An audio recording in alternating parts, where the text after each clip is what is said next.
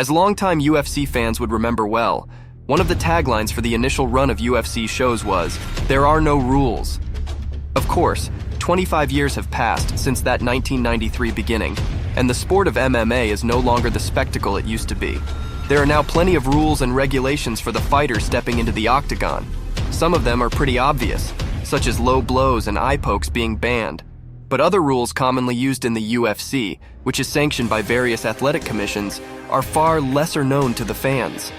Here are 5 UFC rules that you might not have heard of. Number 1, no small joint manipulation. Small joint manipulation, basically attempting to break the fingers or toes of an opponent, is en vogue in the world of pro wrestling these days, thanks to the likes of Pete Dunne and Marty Scurll, villainous characters who pride themselves on using a tactic that wouldn't exactly be considered the cleanest, even in a bar fight. In the UFC, though, these techniques are completely illegal and would probably result in a fighter being disqualified.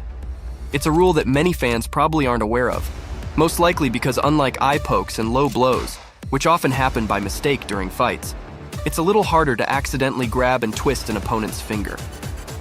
The reason for small joint manipulation being outlawed is a pretty simple one. Despite being a trained technique in martial arts such as Krav Maga and Hapkido, largely as a pain compliance move in MMA, unlike standard joint locks like an armbar or Kimura, there's far less time for the victim to submit before bones begin to break. And as we saw when John Jones almost lost his big toe, albeit accidentally in his fight with Chael Sonnen, broken fingers or toes aren't something to sneeze at, even for the tough fighters of the UFC. Number 2, you can't use abusive language. Even as far back as the early days of the UFC and the mid-1990s fighters quickly realized that trash talk was an important part of the game. In today's climate in particular, the more fans that are watching a UFC show, the more money is made for both the promoter and the fighter. And most of the time, the best way to entice the fans in is to build some kind of grudge or bad blood through a bit of trash talking. Interestingly though, most of the time the bad blood is finished by the time the fighters actually step into the octagon. Usually behind the trash talk, there's plenty of mutual respect between combatants, and it's rare to see the pre-fight trash talk continue into the cage.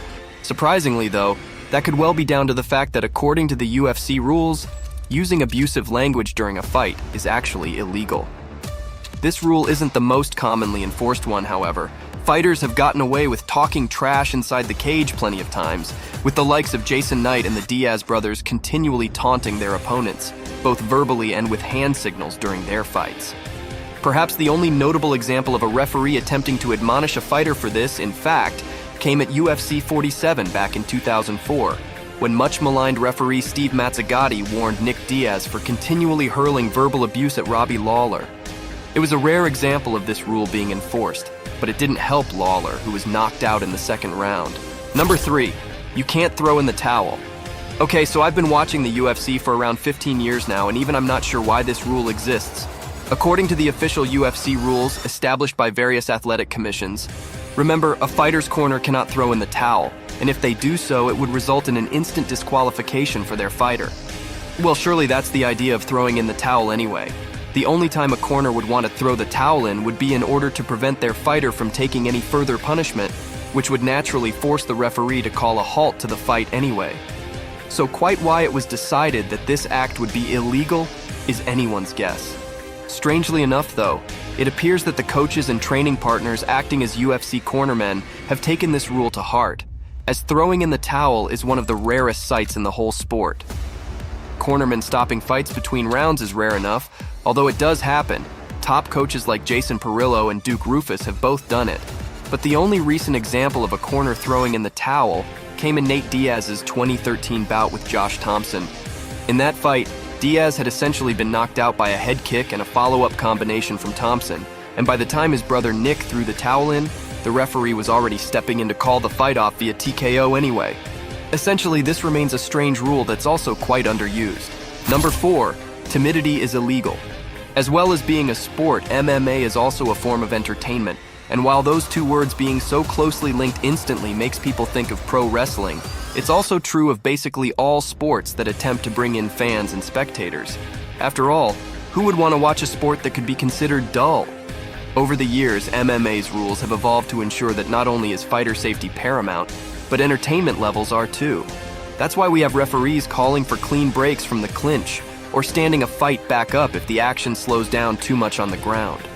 One rule that fans might not be aware of, however, is a rule that outright bans timidity inside the octagon, including avoiding contact with the opponent or intentionally dropping the mouthpiece.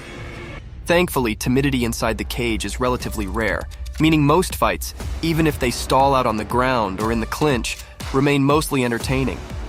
Referees do have to enforce this rule, though. Referee Herb Dean had to threaten to take a point from Francis Ngannou and Derek Lewis this summer when their fight turned into a staring contest.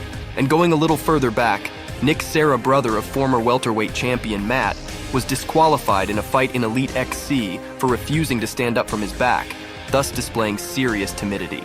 Number 5, you can't throw an opponent out of the octagon. MMA and pro wrestling have plenty of things in common. The world of pro wrestling outright stole the idea of tapping out from the UFC, for instance, while some of the UFC's trash-talking feuds can easily be compared to WWE. But one notable part of pro wrestling is thoroughly outlawed inside the octagon. Or should that read, outside the octagon? It is, of course, highly common in pro wrestling to see one combatant dump their opponent over the ropes and out of the ring. The entire concept of the Royal Rumble show is based on this. But in the UFC, we'll never see that technique used. That's because it's written into the UFC's rules that throwing an opponent over the octagon fence, or even attempting to, is illegal. If we're totally honest, it's unlikely that such a thing would ever happen anyway. When it happens in the WWE ring, it takes a great deal of cooperation between the two wrestlers to happen. Cooperation that obviously wouldn't take place inside the octagon, so why is it a rule? It's likely that the UFC and the various athletic commissions implemented this rule after seeing footage of Ultimate 1996, namely Tank Abbott's fight with Cal Worsham. Never one to respect the usual restraints of the UFC, this fight saw Abbott attempt to throw Worsham out of the cage, although he avoided it. On the smaller circuit, however, fighters have been knocked out by accidentally crashing out of the cage, usually through the door rather than going over the fence, meaning that this rule is definitely there for a reason, however unlikely such an event is.